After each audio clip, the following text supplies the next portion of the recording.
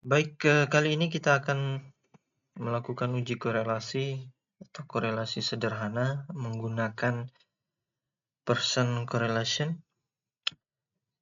Pertama, kalian harus memiliki tabulasi data penelitian yang akan diuji dalam korelasi Pearson. Korelasi ini adalah untuk menguji adakah hubungan antara variabel yang satu dengan variabel yang lain atau variabel X dengan variabel Y. Jadi, apakah ada hubungannya?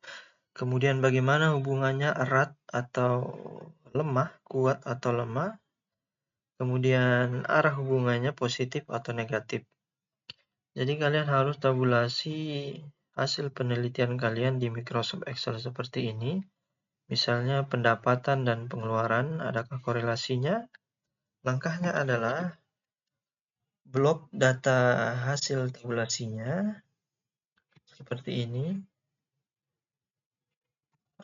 Di sini kebetulan respondennya sampai di 50. Ya, 50 responden. Kemudian kalian blok, setelah itu di copy, buka SPSS-nya, tempatkan pada sheet data view seperti ini. Kemudian kalian copy paste di sini.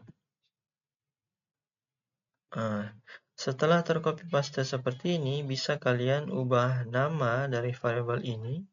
Buka variabel view, setelah itu pilih name seperti ini. Nah, di sini ubah namanya menjadi X1, kemudian X atau Y, ya. Kemudian desimalnya kalian bisa 0. Apakah ada angka di belakang koma? Oh iya, berarti ada satu angka di belakang koma. Jadi desimalnya cukup 1 saja. Nah, untuk labelnya ini bisa menjadi nama dari variabelnya. X adalah pendapatan, kemudian Y adalah pengeluaran. Seperti ini. Kembali ke data view. Untuk melakukan analisis korelasi, pilih Analyze, kemudian pilih Correlate, setelah itu bivariate. Analyze, kemudian Correlate, dan bivariate. Setelah itu klik. Nah, pindahkan semua nama variabel yang ada di sebelah kiri ini dengan cara blok semuanya. Kemudian tanda panah diklik ke kanan. Nah, akan pindah ke kolom kotak variabel seperti ini. Pastikan untuk di bagian correlation coefficient ini centang Pearson, ya, karena kita akan menggunakan korelasi Pearson. Setelah itu klik juga yang ini to tilet karena kita akan menampilkan dari korelasi dua arah. Jangan lupa flag significant correlation-nya ditentang juga. Setelah itu oke. Nah, akan muncul dari hasil korelasi sederhana menggunakan Pearson correlation seperti ini. Bagaimana cara membacanya? Di modul yang telah saya bagikan kepada teman-teman juga saya sudah jelaskan dari langkah-langkahnya dan cara membacanya. Jika nilai signifikan kurang dari 0,05, maka berkorelasi. Jika lebih dari 0,05, maka tidak ada korelasi antara variabel X dan Y. Yang mana yang dimaksud? Kita kembali ke hasil dari correlation-nya seperti ini. Nah, untuk pendapatan, kita bisa melihat sig tilet, ya, sig to tilet-nya 0,00, titik 0,00. Di sini ada 0 di depan titik ini, cuma dia tidak tulis.